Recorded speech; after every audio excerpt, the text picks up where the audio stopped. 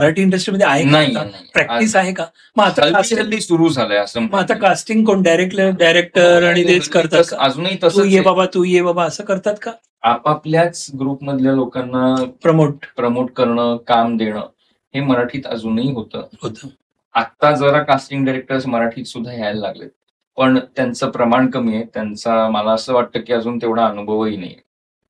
तर त्यामुळे मराठीत ते येणं गरजेचं आहे असं मला खूप छान आणि चांगलं वाढेल. हो, वाढेल. कारण कामं वाढतात हे.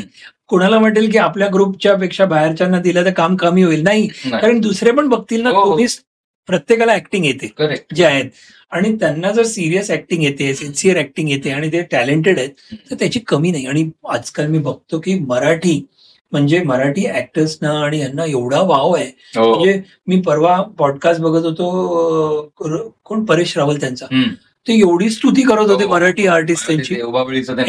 एक्झॅक्टली. मला ते बघून मला बघायचं ते बघितलं नाही खरंच. म्हणजे ते असं संवाद आहे, म्हटलं वा वा. तर सांगण्याचं तात्पर्य की आपली पण मराठी इंडस्ट्री निश्चितच वाढली गेली पाहिजे आणि थोडं प्रोफेशनलिझम पण यायला पाहिजे. आहे. खूप छान आणि टॅलेंटेड आहेत है ना, खूप छान.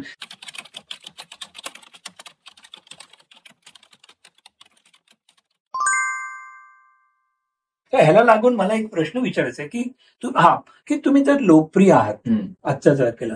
तुम्ही पिक्चरमध्ये, सिनेमामध्ये काम करताय, हिंदी, मराठी प्लस सिरियलमध्ये काम करताय.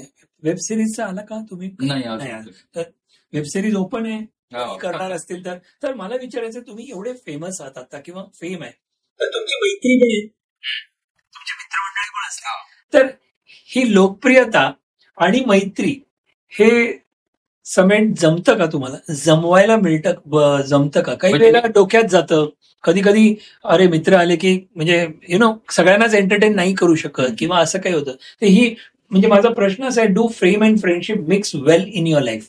Friendship with other than industry people और विदिन अदर देन तुमच्या लहानपणीचे मित्र असतील, मैत्रिणी, त्याच्यामध्ये म्हणजे तुमच्या वागण्यामध्ये काही बदल येतो का बिकॉज ऑफ तुमच्या लोकप्रियतामुळे? नाही, मला नाही वाटत. म्हणजे तुम्ही डोंबिवली स्टेशनला उभे असाल, सॉरी उद्या असं नको व्हायला, पण समजा जमावळा आला आणि फोटो म्हणा किंवा आणखीन काही गोष्टी तुम्हाला किती जण पाहत असतील, तर अशा वेळेला तुम्ही ते मॅनेज करायला, अर्थात काही लिमिटेशन्स असतात, तर त्यावेळेला तुम्ही म्हणजे त्याला प्रतिसाद कसा देता हे महत्वाचं आहे ना? नाही, मला नाही वाटत काही प्रॉब्लेम यायला पाहिजे किंवा काही कॅज्युअल तुम्ही नॉर्मल. आता जी माणसं तुमच्या आयुष्यात लहानपणापासून आहेत ती फक्त तुम्ही ऍक्टर झालात म्हणून तुमचं त्यांच्या टुवर्ड्सचं बिहेवियर बदलायची काहीच गरज नाही. त्यांनी तुम्हाला लहानपणापासून बघितलंय, so they know you in and out. तर त्याच्यामुळे त्यांच्या